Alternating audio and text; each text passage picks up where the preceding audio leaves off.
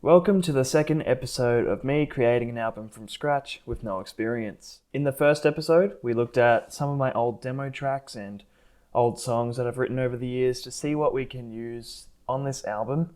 And everything in there was pretty good. There were some horrible moments, but I definitely think we have some pretty good ideas in there that we can use. So that's an excellent start. So I thought for this second episode, it would be good to just jump into it. So the first track we're going to be working on is Dreamchaser. I didn't actually show a whole lot of that in the first episode, but we're going to be building it from the ground up over the next few episodes, I think. So you guys will have a good chance to have a listen before it's officially released. And yeah, I'll give you guys plenty of time to drop suggestions or thoughts. Like today we're going to be working on bass because the bass line's a very big part of this song, so I thought that'd be a good place to start. So in case you guys think that I should have done something different in this episode, you can just drop a suggestion and we'll probably do it for the next one, which I'll probably be doing drums for. So over the next episodes I can just fix stuff, I guess. So yeah, plenty of time for your suggestions. Okay, so the main bass line for this song is in C, but lucky for us, we've got access to a 5-string bass. Yeah, that'll help a lot. As for bass amps, we got this line 6, the low down. So yeah, this one's got a direct out. We could also try our luck at using a kick drum mic or something. And then we do have some digital amp sims on both Cubase and Studio One. Studio One has a lot more options for amp sims, both for bass and guitar, and they give you a lot of control. Cubase does have 1 or 2 alright sounding amp sims, so we'll most likely go with Studio One for amp sims, but I want to try this line 6 out. Okay, so we're going to use the direct out and see what sounds we can get out of this thing. Yeah, and then we're just going to plug it straight into my Behringer Euphoria. Very good interface for recording multi-track drums on a budget. And yeah, let's plug in the bass.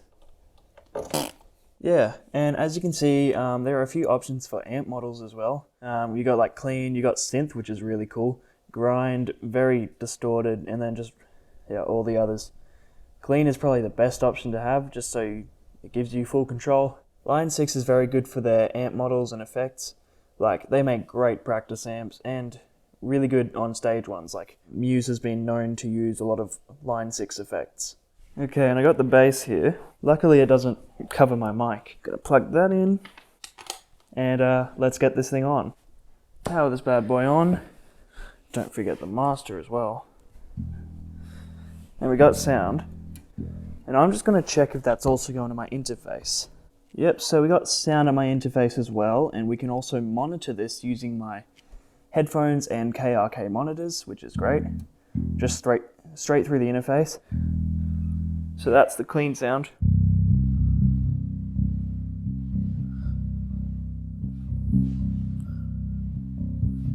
And that's our intro for Dreamchaser. I actually do like the clean sound for the intro, so I think we may as well just use that and save us the hassle of finding a tone for the intro. Like, I'm perfectly happy with that. So yeah, that one's grind. And then synth. You're not ready for this. It's absolutely crazy.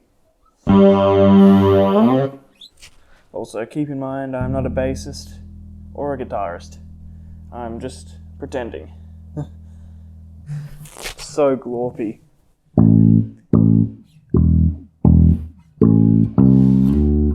That's the amp, basically, so let's see what we can get inside of Studio One. Okay, so I'm going to stop you right there. What we're going to actually do, instead of just DIing the bass, is I wanted to set up a few different microphones as well as DIing the bass and sort of see which one sounds the best. So I'm going to try an SM58 because they're legendary. They're literally this industry standard for anything, so they'll work on a bass amp. I'm going to try my kick drum mic. I'm going to try my Behringer SM57 knockoff, because why not? So let's add some microphones. Okay, so I'm going to start off with adding my kick drum mic. So we'll just chuck her here. And we're just going to plug that in. Cool. So that is the Behringer kick mic, and let's add another one. And here we are with my knockoff SM57, and I'm happy with that. Now let's look for a cable. Okay, so finally I ran out of short boom mic stands, so the SM58 is going to have to be on a slightly different angle, very different angle, because the tall stand cannot reach low enough. So we are approaching from the side, but I'll try to maintain the sort of theme we had going. So yeah, we'll try that. And if we really hate it here, we can swap with the Behringer if we have to. But it's probably gonna work. I see no reason why it shouldn't. So maybe I'll angle it outward a bit. Trying to catch as much of the diaphragm as possible. So we'll see how that sounds, because again, I've never done this. Plug that in, got my nice green cable. Let's see how this goes. Okay, so I got the bass and everything.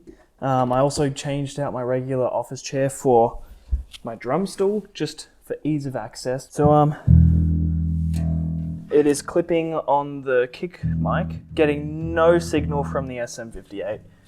That's promising. Yeah, I'm not getting any signal from that 58, so I'm going to check what's going on with that. Oh, I know why. Mute switch. I understand now. Ah, perfect. We're all getting signal. Let's go to our Dreamchaser track. So we're here, we got bass clean. Actually going to change this. Make a folder, and we're going to call this one bass clean, if I can type. Bass DI. So that's going to be our kick mic one. And yeah, input L, I guess. Bass 57, even though it's not a 57. It's a scam. I actually really like that microphone. And let's finally, should have done this first, get our 58 in here. And it's actually a 58 this time, so that's good. Let's go. And I have a 2-bar count in, I think, so let's try this. From the top.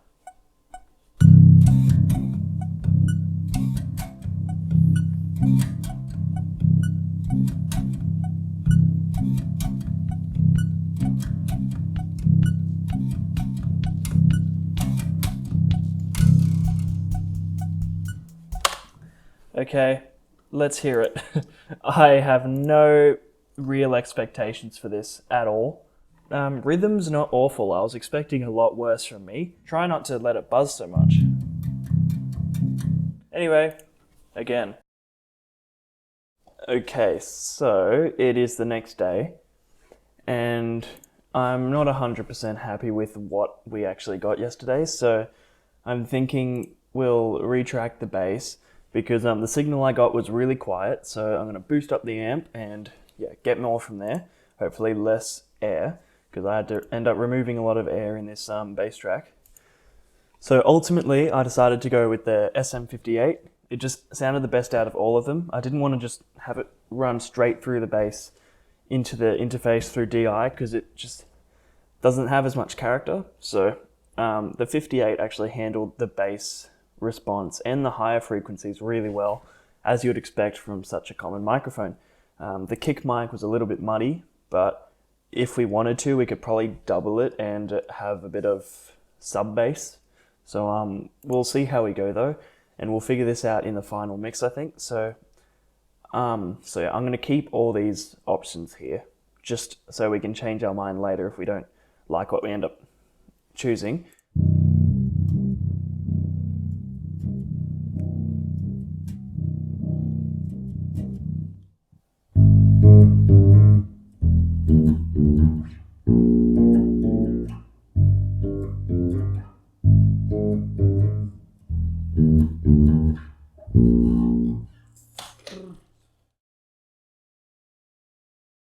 Okay, so I finally finished recording all our clean tone bass, which was the verse and pre-chorus, and now it's time to find the perfect chorus tone, which is very gritty, I guess. Don't really know how else to describe it. Anyway, let's do that. So that's on clean.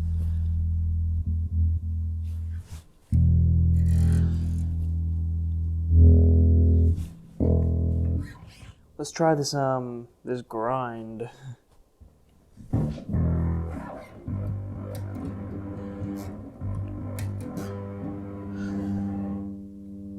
It's a bit much. Hello there. It's another day already. Yeah. Anyway, so over the past few days I've been tracking bass. I've gotten a little bit busy some days, so it's taking a bit longer than I thought, which you guys won't see anyway. I'm going to cut this down to like 10 minutes max probably. But yeah, so I ended up recording an intro and first verse, or verse in general, it's the same verse. I'm pretty happy with those. I might do it one more time to try to get it like fully there. And I've done the pre-chorus as well. It's good enough, but I'm going to do it again just because it could be a lot better, like timing wise and finger wise, because it's quite jumpy, a lot of octaves. It's like do do do do. You'll figure it out anyway.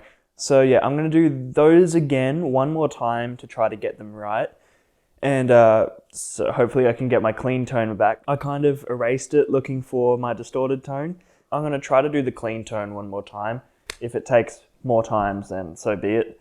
But that's definitely the goal.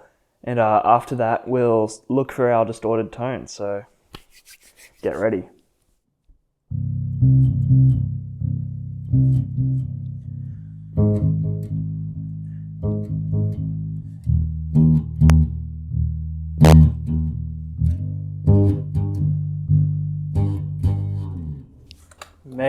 Maybe. Okay, so after 3 days of trying to record the clean bass parts, I think we're finally done. And I'm not saying I won't go back later and change it, because there's a good chance I will. It's just, we're done for now. I'm happy with the results as of now, and I'm hoping it stays that way. So I'll bring you through what I've done, and I'm going to warn you, there's a little bit of cheating, but I'm sure I'm not the only one who does it. And it's in studio. If I was ever going to play this song live, we'd do it the right way, obviously. But yeah, I sort of had to cheat this one a little bit just so I could bring it out for now. So I might go back and do it for real, but yeah, I'll show you what I mean. So this pre-chorus, I decided to do a double take, the bottom octave and the upper octave, just because I was struggling too hard to keep in time and keep velocities right. So this is what that sounds like.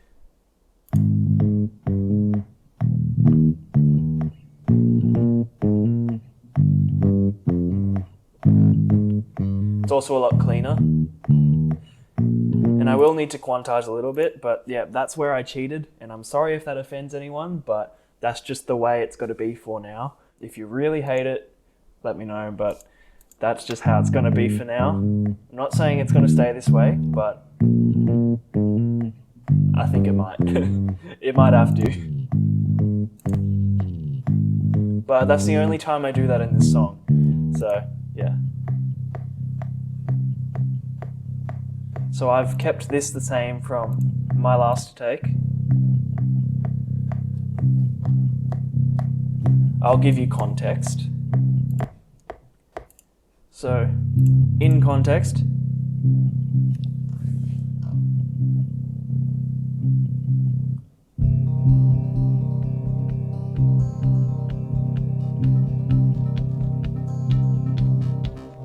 this one's new.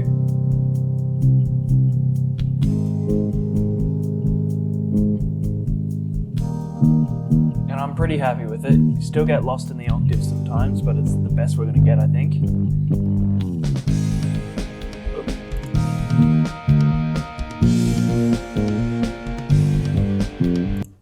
Okay, so I finally just finished recording the chorus. It took way too long. I don't even think I have any footage of it, so sorry about that. So we're basically finished the song now. There is a chance I'll go back and change some stuff on the bass, like redo the chorus at some later day, but I'm really happy with it for now. It's very messy and I like it for this chorus. Yeah, and I've got all the clean parts done, all that stuff. Okay, so it has been a couple of days since I started recording this video. So I've gone back and forth a lot, re-recording stuff, all that stuff. And I'm finally happy with the playing. Like, the chorus is really messy, but I like it. It works because it's supposed to be messy, but it's still decent enough for rhythm, and it's still in time enough where it doesn't just sound awful. In my opinion anyway, so let me know what you think of it. So yeah, the last step of this video is to start adding effects and sort of see if we can build the sound I'm going for the chorus, because the amp didn't have any, I couldn't get the sound I wanted out of the amp, so I've just recorded it from the amp through the SM58, and we're gonna add some virtual effects and see if we like the sound it makes. I've tried this twice already, but I just did not like the sound I came up with, and the organization was a mess, so I think it should be better this time, so we'll just have to go with the flow and see how we go. Maybe I'll record this video again another day.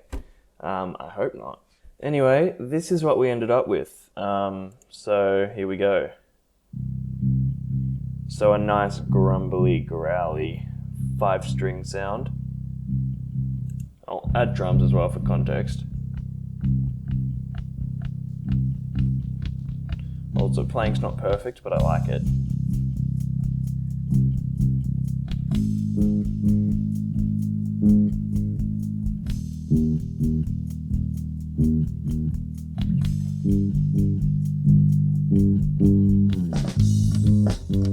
Also, I hate to say I cheated here, but I definitely cheated.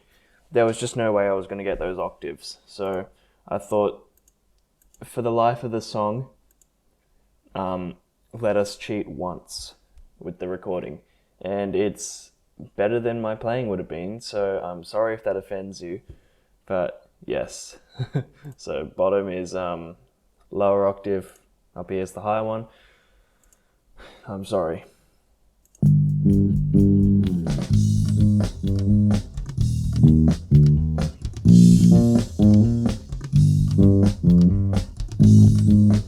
Still a bit out of time anyway, so it doesn't matter. And this is gonna be our distorted tone. You'll hear it's a lot quieter in the mix because we're gonna bring it up using distortion. I did have to melodyne it a little bit because it is a rough performance, but I like it.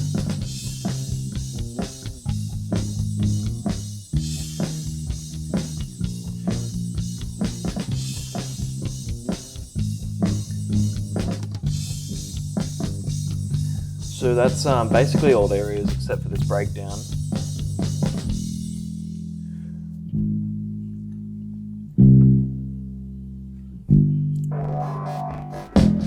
In context.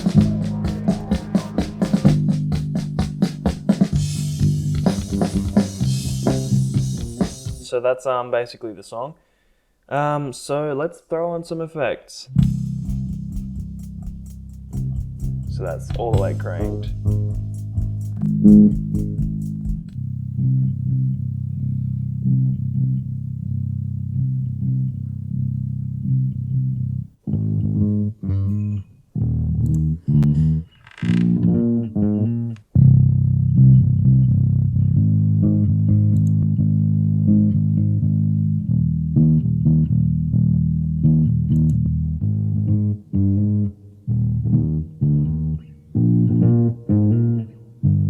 Oh,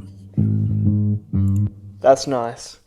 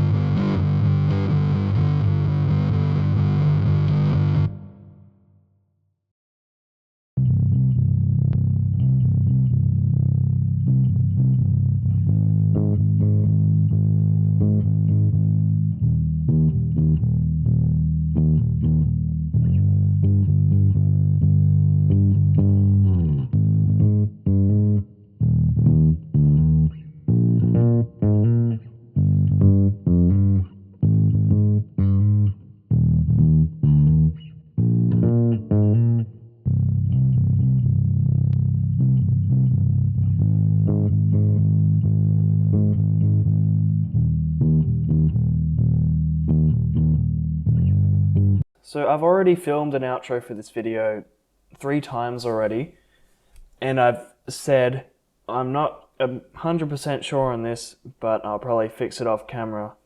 And I kept going back and just hating the tone. So I finally have something here that I feel is permanent or semi-permanent and is open for your feedback, but I am happy with what I have here. All I need help with is those effects that I don't know how to use. That's all I'm going to say. But I am happy with this, and I think with my real instrumental recordings, this can be a real song that is mine, and yeah, hopefully sounds good to you guys as well. But yeah, I've made a bass line and I'm happy with it. So that's a huge win, and let's see if we can replicate it for guitar, drums, and vocals and all the other stuff. So yeah, I'm extremely happy with how this has turned out so far. Please let me know your thoughts so I can make this even better for you guys. But what I have, I'm happy with. What I have control over so far, I've got to do some research, but what I have, I'm completely happy with. But if you guys see any major issues or have any pointers for how this can be improved, please let me know. And by the next video or whenever, I'll get to it and I'll work on that stuff. But yeah, I recorded a bass line. That's cool. So yeah, that's all I have for you today. So that is the bass for Dreamchaser. Keep your eyes peeled for the next video, which will be recording the drums. That one should be a lot of fun. I've been playing drums for 8 years and I still can't play in time, so this is going to be great. But yeah, thank you so much for watching. If you're new to this channel, please subscribe so you can watch me grow my first album from the ground up right here on YouTube. And who knows, you might find something you're looking for. I want this series to be good for people like me who are just starting out. Try to set a realistic expectation and goal. Trying to set standards for beginners, basically. Like, prove that anyone can do it with enough practice or enough support from people. So yeah, so this is aimed at you guys who are exactly like me, and also professionals, because we need your help. Anyway, thank you so much for watching. Please consider subscribing and put on notifications so you don't miss out on videos like this one. I'll see you next time.